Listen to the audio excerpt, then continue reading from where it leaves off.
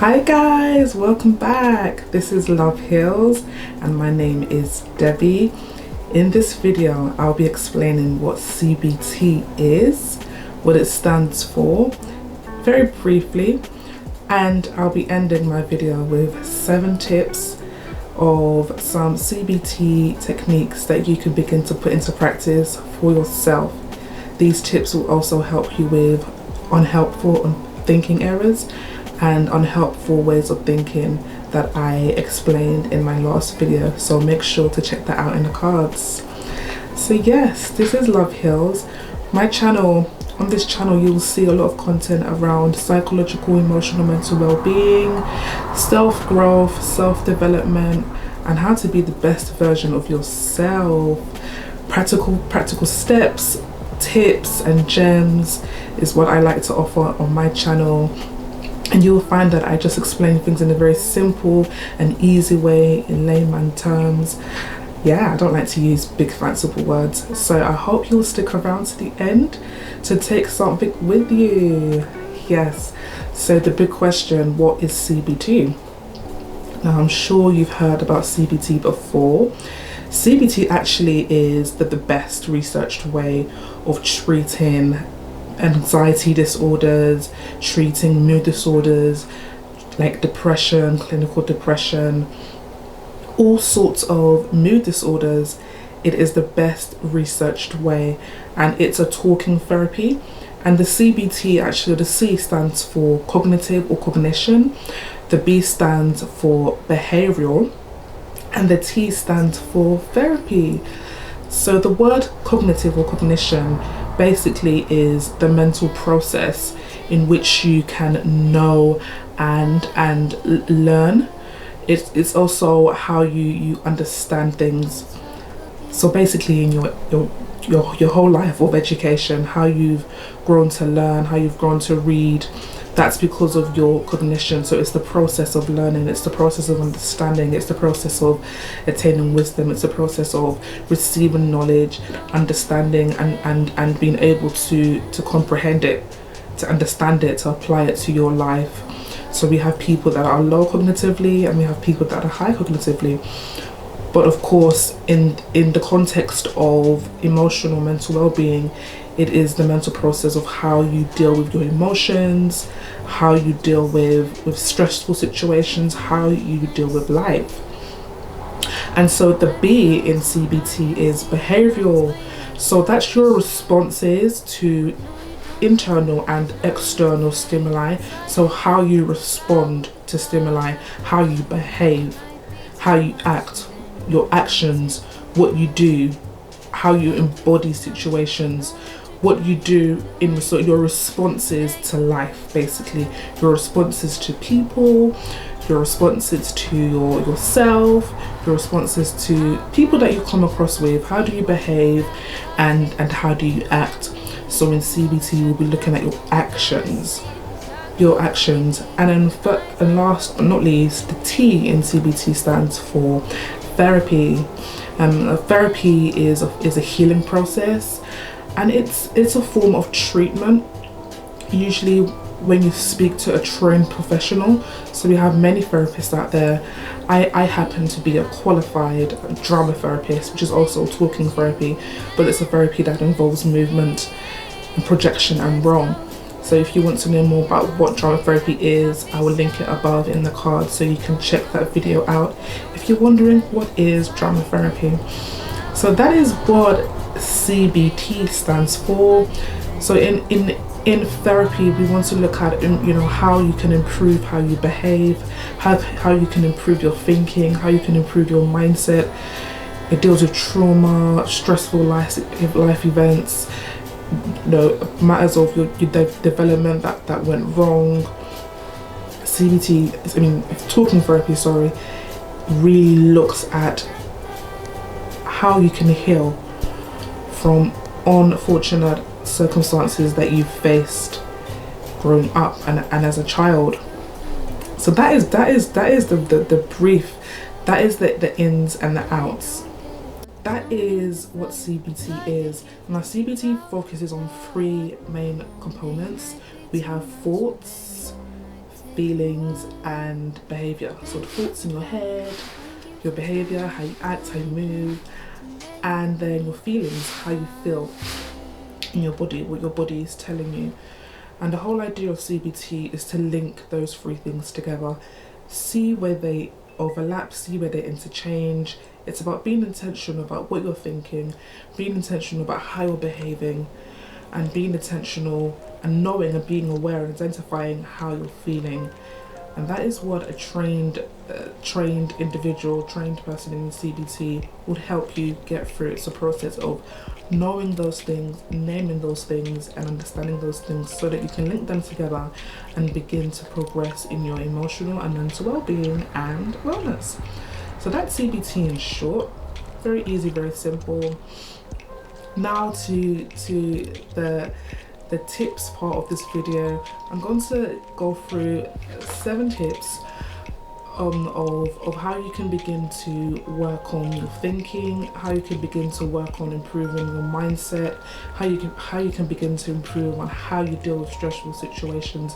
In my last video, I spoke about I mentioned several different thinking traps and thinking errors that we do as individuals, the wrong ways that we think and how we think. So I'll link that in the cards. Make sure to watch that video so you can also understand how these tips can relate to you as well. What the unhelpful thoughts and feelings and behaviors I'm talking about is thoughts that are, what are your thoughts about?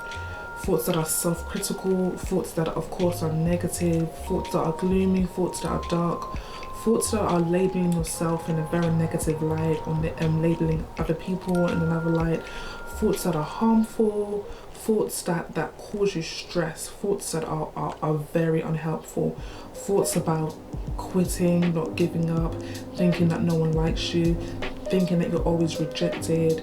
These are some of the thoughts that are discussed in talking therapy.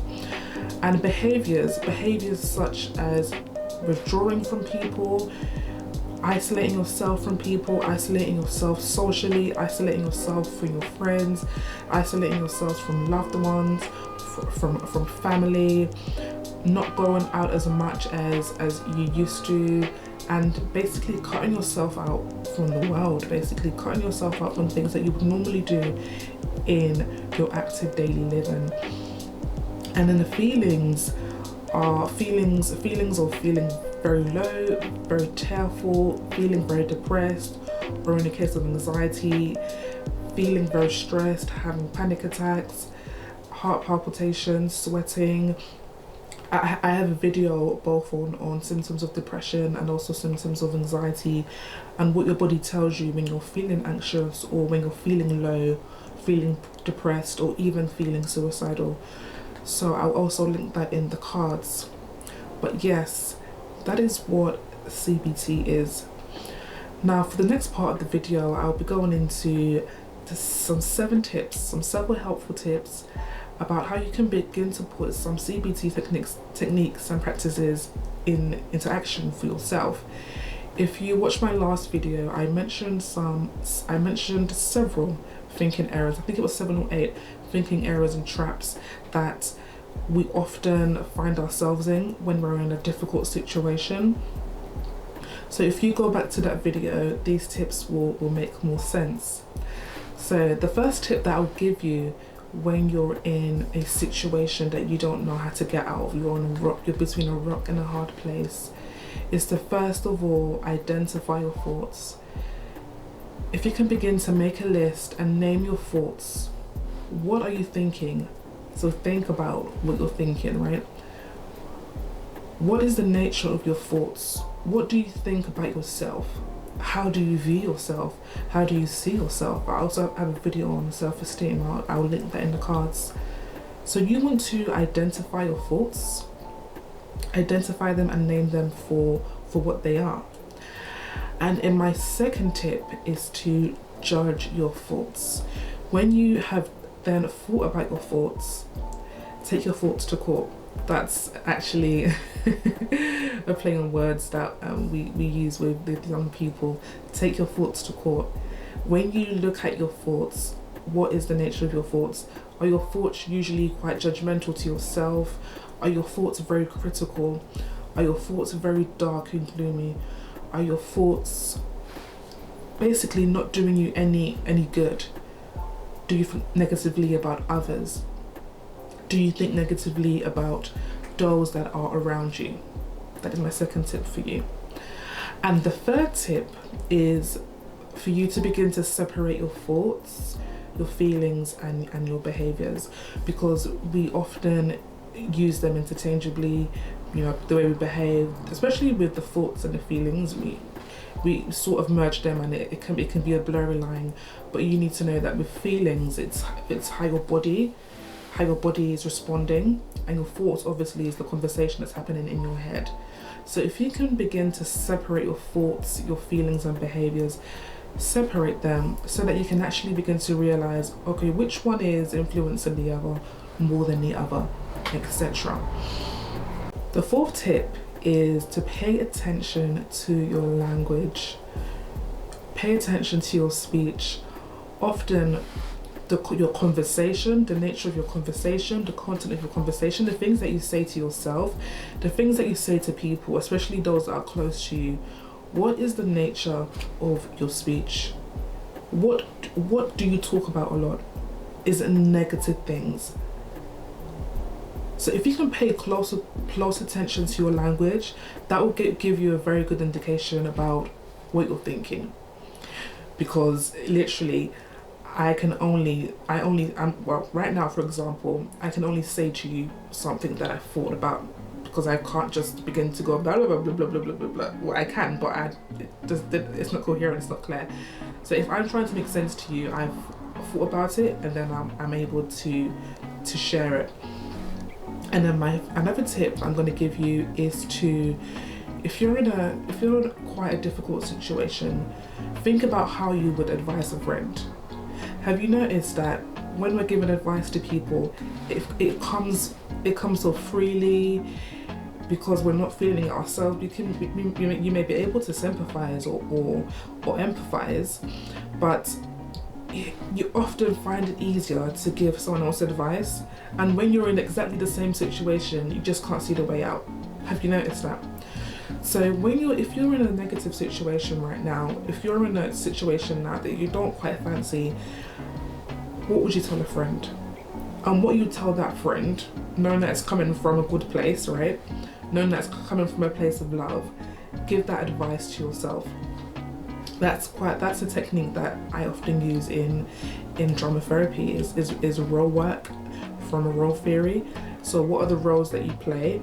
What are the roles you feel most confident in, most comfortable in? Like, for instance, I'm a daughter, I'm a sister, I'm a friend, I'm a mother, I'm a wife, and for all those different roles that I play, there are some roles that I'm more confident in, and so on and so forth. So sometimes I have to, if I'm confident in one role, I can tell myself that actually when I'm doing this, I'm confident. So why can't I apply that same level of confidence in this role as well? So think about how you would advise a friend. And another tip is to look at your feelings. So earlier on I said that you should try to separate your feelings from your thoughts, from your behaviors. If you look at your feelings, sometimes our feelings can misinterpret the situation.